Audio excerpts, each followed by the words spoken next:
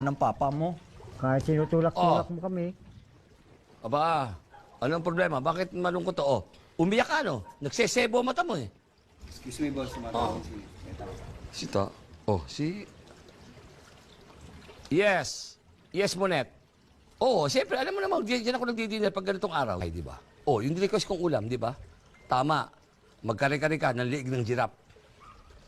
Yes, liig ng girap ang gusto kong kare-kare. At saka ternuhan mo ng bagong. Huwag kang gagamit ng pangkaraniwang hipon. Lobster ang ilagay mo. Yun ang gawin mo bagong. Okay, ha?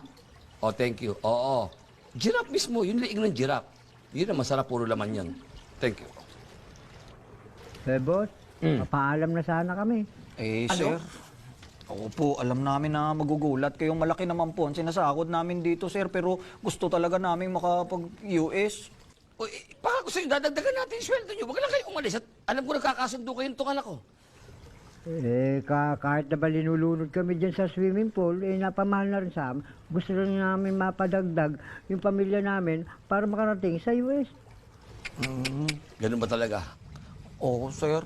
Yan na ba desisyon nyo? Oo, sir.